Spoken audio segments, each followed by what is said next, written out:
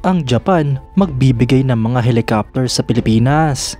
Ito nga po ay isang nakakagulat na balita mga idol dahil posible na namang madagdagan ang mga helicopters ng ating bansa. Yan ang pag-uusapan natin, pero bago yan, kung bago ka lang sa aking channel, huwag mong kalimutang mag-like, subscribe at i-hit mo na rin ang notification bell button para lagi kang updated sa mga bagong videos natin.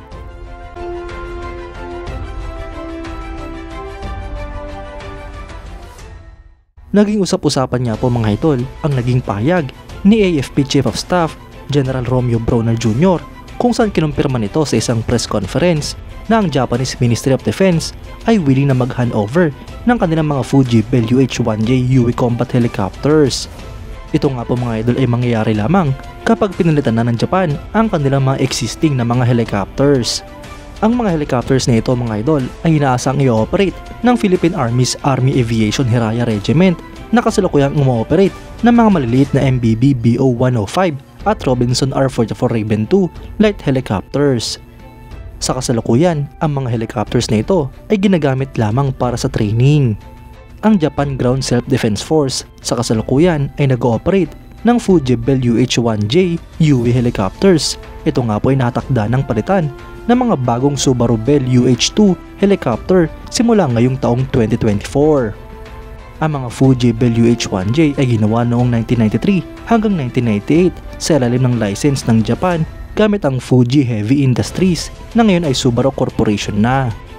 Ang naging basehan nga po sa helicopter na ito ay ang UH-1H UE utility helicopters. Ngunit ang features ng helicopter na ito ay nagmula naman sa mas malakas na Bell 212 helicopters. Ang commitment na ito ng Japan mga idol ay magbuboost sa pag-asa na makabenta ang Japan ng mga Subaru Bell UH-2 helicopters para sa Philippine Army. Inaasahan nga po na ang mga bagong combat utility helicopters na ito ay magiging available na sa merkado ngayong taong 2024 o sa taong 2025. Kaya't ibig sabihin nito mga idol, base sa plano ay paunang units lamang ng Japan ang mga segunda manong helicopters na ibibigay sa ating bansa. Dahil sa likod nga po nito ay magkakaroon ng deal ang Pilipinas at ang Japan na sa Japan na bibili ng mga bagong utility helicopters ang ating bansa. Ang helicopter na ito mga idol ay binase nga po sa Bell UH-1 Iroquois o mas kilala sa tawag na UE helicopter. Ito nga po ay isang utility military helicopter na dinisenyo at produce ng American Aerospace Company na Bell Helicopter.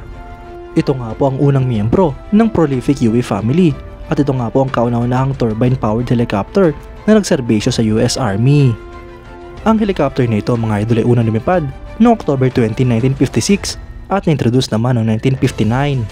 Sinimulan nga po itong i-produce noong 1956 hanggang 1987 at meron nga pong mahigit sa 16,000 units ang mga nagawang ganito. Ang helicopter na ito mga idol ay may crew na 1 hanggang 4. May capacity nga po ito para sa 1,760 kilograms. May haba itong 17.6 meters, width na 2.9 meters at height na 4.4 meters. Ito nga po ay may empty weight na 2,363 kilograms, gross weight na 4,100 kilograms at maximum takeoff weight na 4,309 kilograms. Ang power plant nga po nito mga idol ay isang Leica Ming T53 L13 turboshaft engine.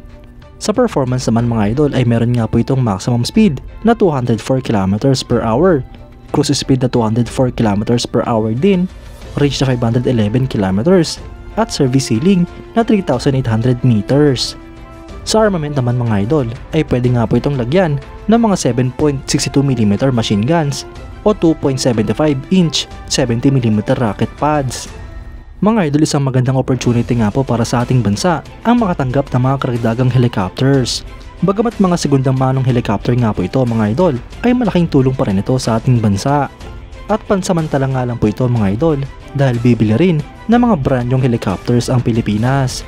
Kayo mga idol, anong masasabi nyo? Comment down below for your thoughts and opinions. At yan nga lang po ang pag-uusapan natin ngayon mga idol. Maraming salamat sa panonood. Huwag nyo kalimutang mag-like at subscribe bilang suporta sa ating channel. Mabuhay kayo mga idol!